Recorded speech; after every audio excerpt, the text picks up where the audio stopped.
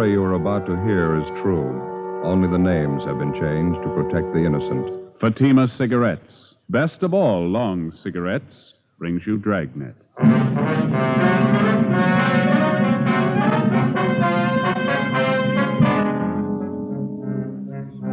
You're a detective sergeant. You're assigned to auto theft detail.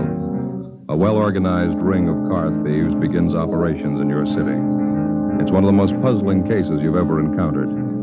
Your job? Break it.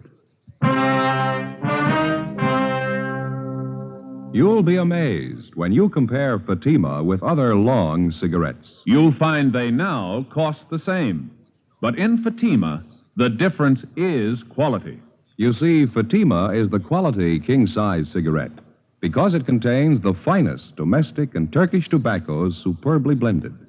And Fatima is extra mild, with a much different, much better flavor and aroma than any other long cigarette. So compare Fatima yourself. Fatimas now cost the same as other long cigarettes, but your first puff will tell you... Ah, that's different. Yes, in Fatima, the difference is quality. Ask your dealer for Fatima, the quality king-size cigarette. Best of all long cigarettes. Start enjoying Fatima tomorrow.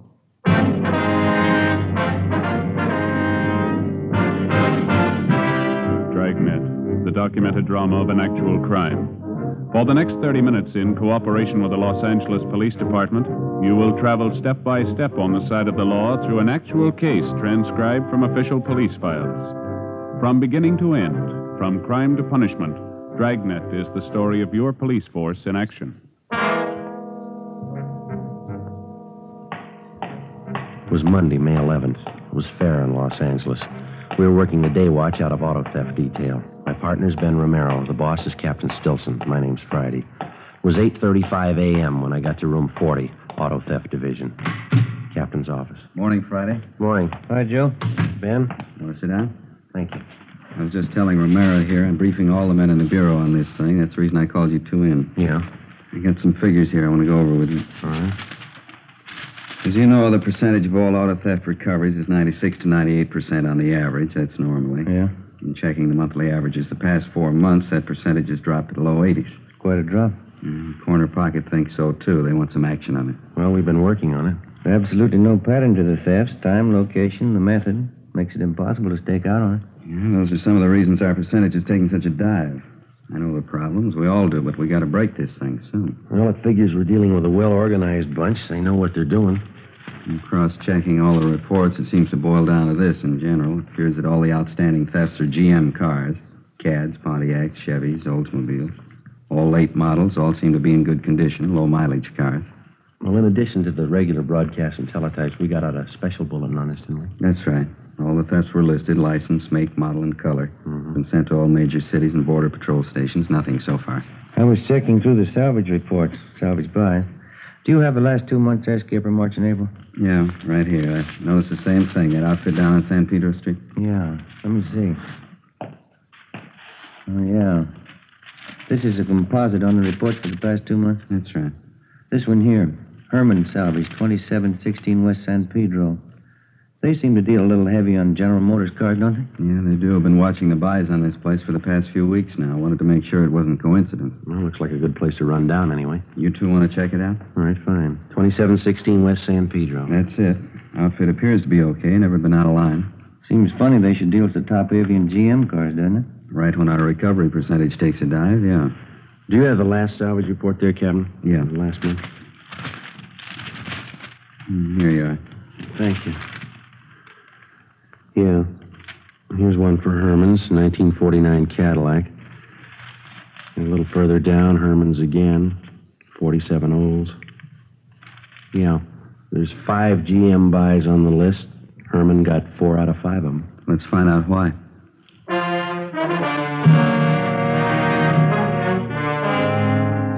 From the time an automobile is first manufactured and sold, a constant and complete record is maintained on that automobile. His certificate of ownership, the pink slip in the state of California.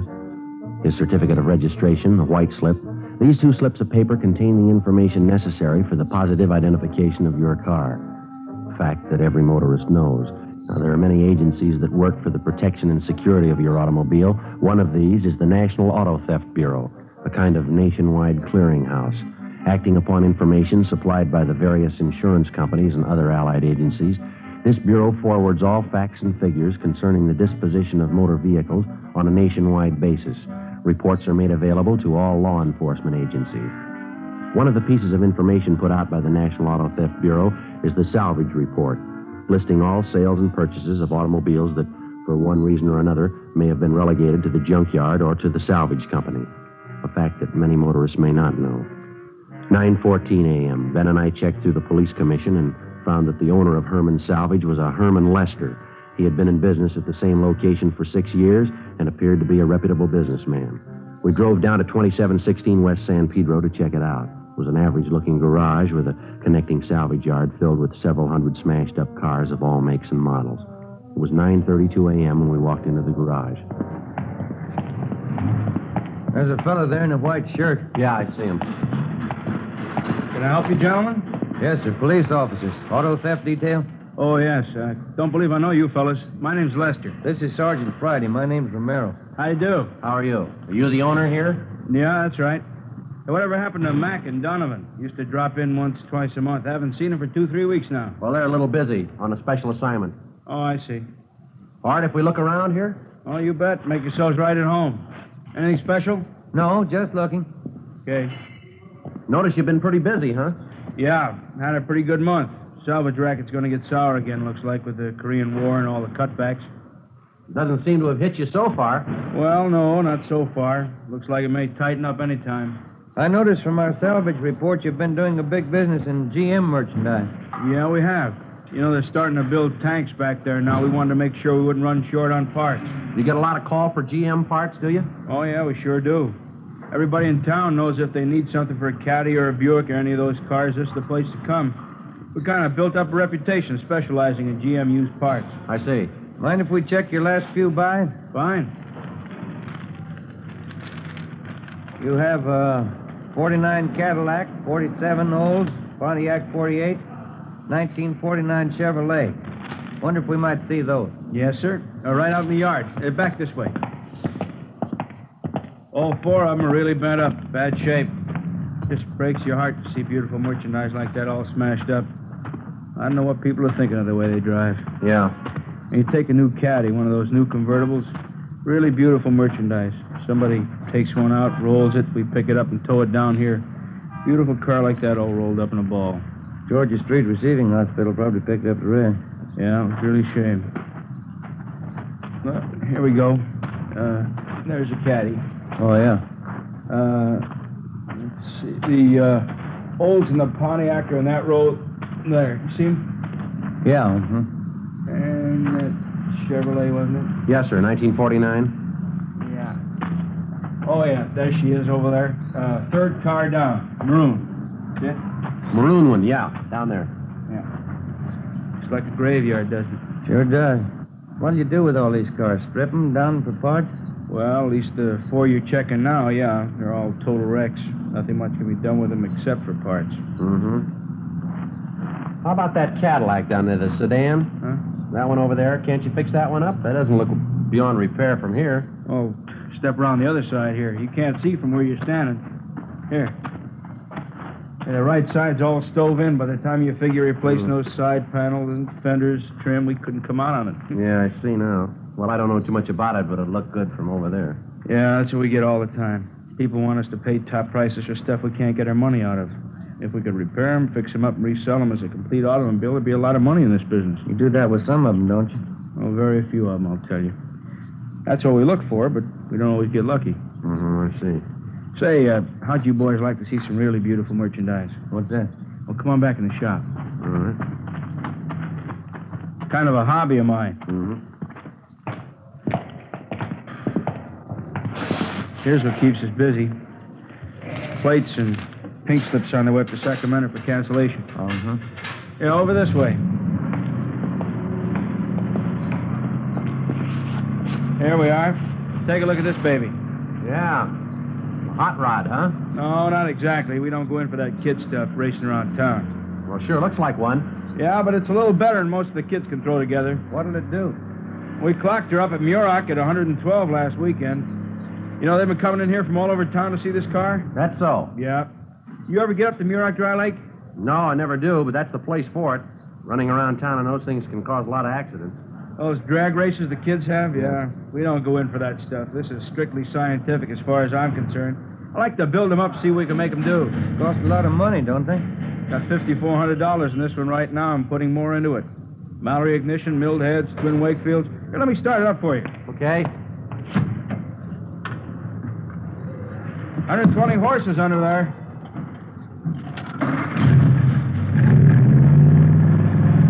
Yeah, sounds good. Listen to that. Beautiful, isn't it? Yeah. A lot of power here. Sure is. You ought to see it up at the lake. He really goes. Yeah, I'll bet. This all made up out of salvage cars? Every bit of it. Have to buy a few things new, but most of it's right out of wrecks like those outside there. Takes a lot of talent to build up something like this from scrap, doesn't it? No, not really. After you've been at it as long as I have, it's not too tough. The trick is to get more speed out of them than anyone else can. Yeah, you did a good job on this car, all right? Oh, if you put your mind to it, you can do a lot with a wrecked car. Before we left Herman's Salvage, we checked all 4 of the GM cars that were listed on the salvage report. We made a careful check on all of the cars in the yard and in the garage, paying special attention to the few cars that were in the process of being rebuilt by Herman Lester's mechanics. We went over his records, carefully checking the disposition of all of his buys for the past several months. Everything was in perfect order. We found that in the past 3 weeks, Lester had taken in 10 cars. 8 of them had been stripped down for parts, and 2 of them had been rebuilt and resold. The investigation showed that 4 of those cars were GM cars, and the 2 that were resold were both General Motors. 11:28 a.m. Ben and I drove back to the office and asked Mac and Donovan if they'd check through the 2 resale cars to make sure everything was in order, as the reports indicated. We checked through on the remaining 8 cars that were listed by Herman Lester as broken down for parts. According to DMV, all plates and pink slips had been returned to them for cancellation. 11:50 a.m. Well, that's it, Joe. Yeah? 8 of the cars check out. 2 of those were GM. Yeah, well, that leaves just the 2 that Mac and Donovan are checking, huh? Oh, I don't know. Everything down there looked all right. It's a cinch Lester wasn't holding back anything, as far as I could tell. It's cooperative. Everything in order. If those 2 that Mac and Donovan are working on check out. I got a hunch they will. Seems to me Lester told us everything. Everything we asked him, anyway. I don't think he held back. If he did, I got an idea who might be able to tell us somebody's been left out in the cold here. What are you getting at? Well, now, if Herman's been able to buy up all those GM cars, what have the other salvage dealers been doing about it? That's a thought. Let's check his competition. 12:40 p.m. We drove back down to West San Pedro Street. We picked out a group of salvage companies in the immediate neighborhood close to Herman's. 3209 West San Pedro, John's Wrecking Yard. We introduced ourselves and started to talk with the owner, a John Bacon. A routine check was made of his establishment, and as far as we could tell, everything appeared to be okay. And that's all you made, huh? Just that one buy? That's it. 1946 Ford. We're dying a slow death. Business pretty bad, huh? Never seen it worse. At least as far as we're concerned. How do you account for that, Mr. Bacon? Oh, everything, I guess. Business bad all over at the moment. Scrap metal situation's in a state of flux at the present time. In looking around, Mr. Bacon, we noticed you don't have much in the way of General Motors stuff. Is that because of GM going into war production? Any cutback would eventually affect you fellas, wouldn't it? No, not at all. Cutback would, sure, but there's no tremendous curtailment right at the present time. They're still turning out a lot of automobiles back there. Well, then what's your problem? We're being outbid, right up and down the line by the same outfit. Who's that, sir? A company by the name of Herman's Salvage, just up the street there. Go out to buy a piece of merchandise, their boys just won't let us get near it. They pay more than you do, huh? More than we can, Sergeant. I honestly don't see how they're coming out on some of their deals. It's that much out of line, huh? Certainly is. You know, whenever there's anything available, all the salvage companies get their bid in. Well, Herman simply outbids all of us. Yeah, it makes it kind of rough. I'm not the only one. Pete Larkin up the street, old man Henry next door, all of us. I don't know what we can do about it. Herman seems to be doing all right, no matter what he pays for his cars. Mm-hmm. None of us can figure it out. Just judging from the number of cars he outbids us on and the number he rebuilds, I just can't see how he's coming out. But he is, huh? Figure he's laying odds on a big shortage. That's what all of us think. He's laying in a stockpile. Is that the idea? Sure. What else could it be? We continued our check on all salvage dealers, both in the neighborhood of Herman Lester's place and throughout the city. It seemed to be a fact well known to most dealers that Herman was outbidding all of them on any and all GM automobiles. The only possible explanation was that he must be trying to lay in a large stockpile of this particular make of car. 3:35 p.m. We received word from Sergeants Mack and Donovan that they had checked out the 2 remaining cars listed in Herman's books, the resales. Ben was right. They checked out with no discrepancy. During the next 10 days, the investigation continued. The theft of late-model GM cars continued, with few recoveries. Suspects were arrested and questioned. We could find no connection that might lead us to an organized ring of car thieves that might be responsible for the lack of GM car recoveries. The salvage report showed no change in Herman's buying technique. Apparently, he was still dealing heavy on the one particular make of car. Thursday, May 25th. We received a teletype from DMV listing all the salvage buy transfers. In making our usual daily check of this teletype, we noticed a 1949 Cadillac, engine number 598-77415. It had been resold from salvage to a used car lot. That's the place right up the block. Yeah, I see. Same cad we saw in Herman's salvage yard. Yeah, it's funny, isn't it? The one in particular that I asked him about, you remember? Yeah, I remember. You thought it could be fixed up. He said no. It's only been a little over 2 weeks ago, hasn't it? Yeah, I tried. Well, it still doesn't prove anything. Here we are. Jake's. This is the place. Yeah, there's a cad in the front line right down there, huh? Mm-hmm. I don't see anyone around, do you? No, I don't. Well, I guess it's all right to check the engine number anyway. Yeah, I'll get the hood release. Right.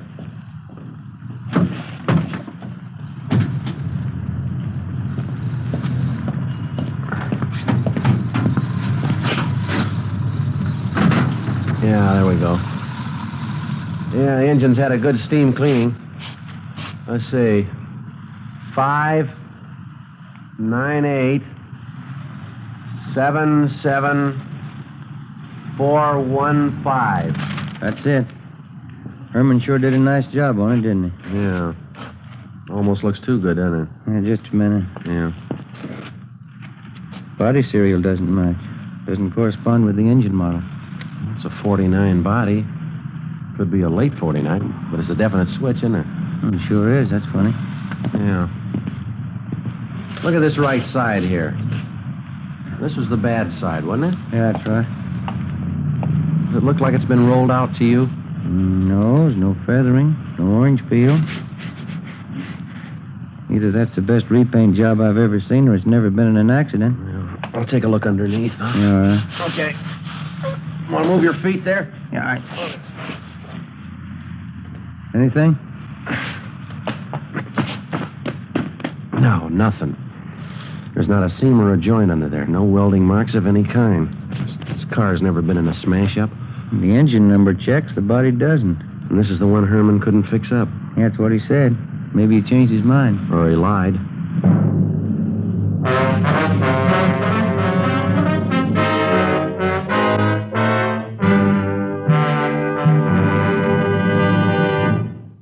You are listening to Dragnet. From beginning to end, Dragnet is the authentic story of your police force in action. Now, from beginning to end, the Fatima story. Actual convincing proof that in Fatima, the difference is quality. Quality of tobaccos. The finest domestic and Turkish varieties, extra mild and superbly blended to give you a much different, much better flavor and aroma. Quality of manufacture. Smooth, round, perfect cigarettes. Rolled in the finest paper money can buy. Manufactured in the newest and most modern of all cigarette factories. Quality, even to the appearance of the bright, clean, golden yellow package. Carefully wrapped and sealed to bring you Fatima's rich, fresh, extra mild flavor. Because of its quality, its extra mildness, its better flavor and aroma, more long cigarette smokers are now insisting on Fatima than ever before. So if you smoke a long cigarette, compare Fatima. You'll find they now cost the same. But your first puff will tell you Ah, that's different. Yes, in Fatima, the difference is quality. Insist on Fatima. Start enjoying the quality king-size cigarette. Fatima. Best of all long cigarettes.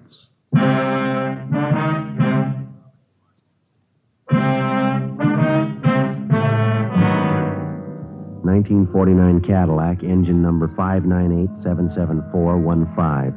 In checking out this automobile, Ben and I had found that the engine number corresponded with the salvage report concerning Herman Lester's place. The one big item that did not jibe was the fact that the engine was now mounted in a different body than when the car left the factory, a fact that had to be accounted for in complete detail. When we had checked this automobile on the 11th of May at Herman's salvage yard, both engine and body numbers corresponded. In taking a close look at the car, it was obvious that the body had not been repaired in any way. It was clear that this particular car had not been in any kind of collision. We went back to the rear of the lot and asked one of the salesmen not to sell the car without informing us.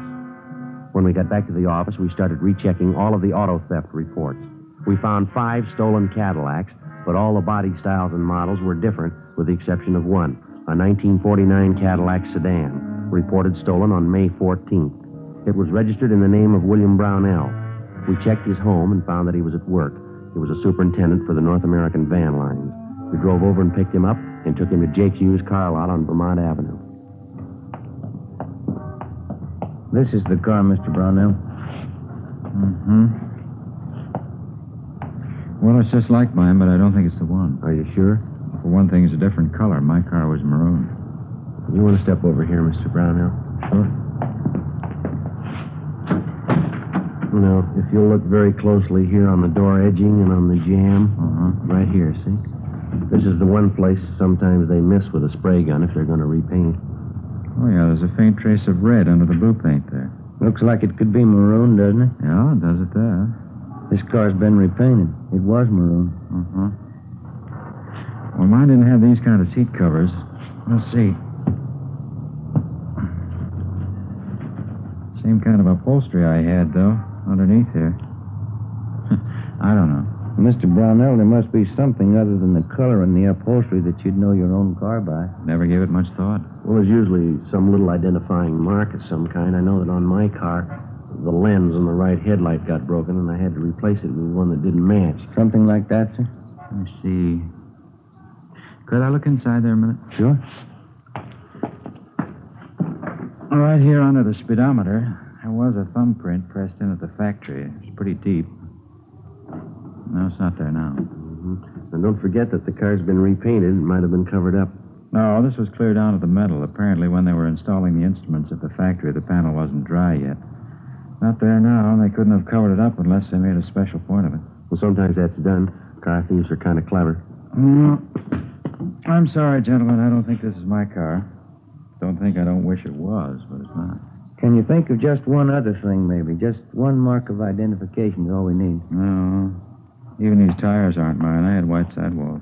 Oh, could have been switched. They were pretty new.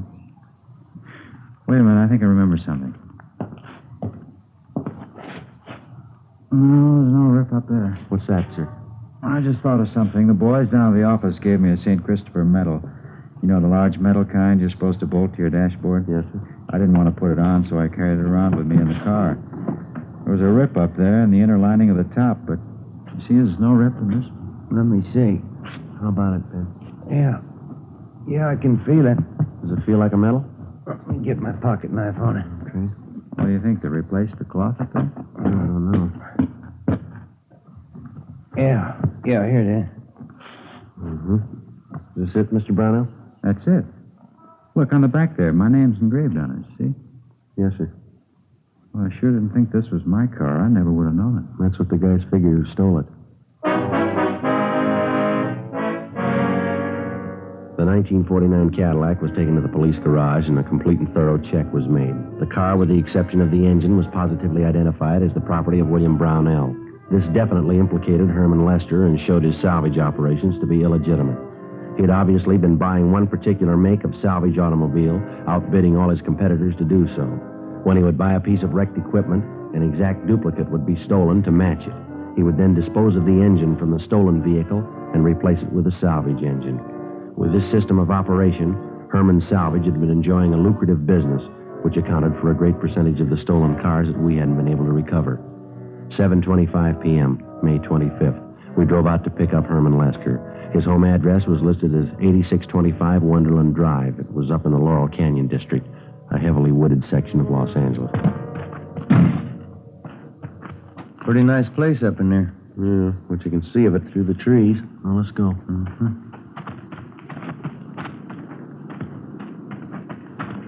Look at that, Joe. Yeah. Looks like a 50 Olds. Everything there but the engine. No plates. I didn't notice that from the street, did you? Never could have seen it from down there. Looks like a garage back up in there, doesn't it? Perfect spot. Can't see any of this from the street with all those trees. Pretty fancy layout for a home garage. Good size. Yeah. Somebody's working up in there. Yeah. Come on.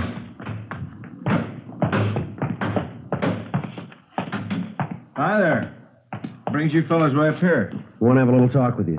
Oh, you bet. Come on in the house. Have a cold beer, huh? No, this will be all right.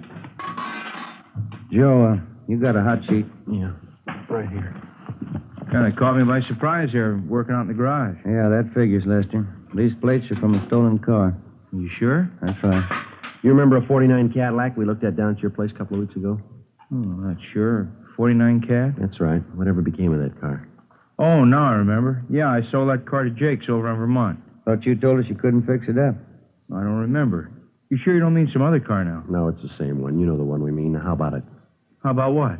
That was a stolen car, Lester, and you know it. That's a stolen car out there in the yard, isn't it? What's that hoist, Ben? There he goes, Joe. All right, Lester, hold it. Stop it, stop, Joe. All right, now, come on. Drop it, Lester. Drop the hammer. Go with me.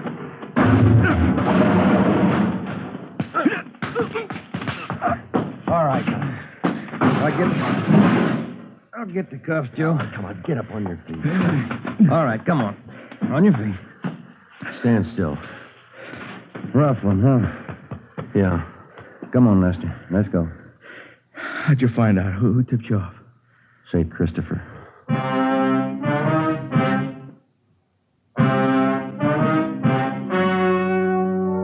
The story you've just heard was true.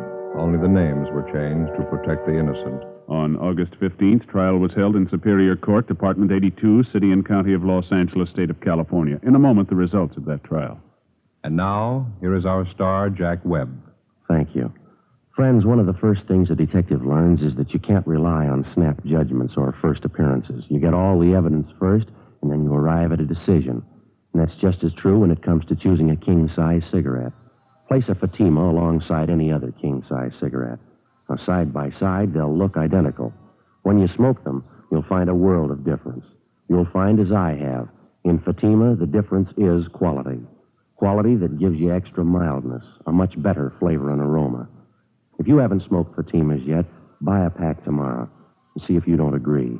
In Fatima, the difference is quality.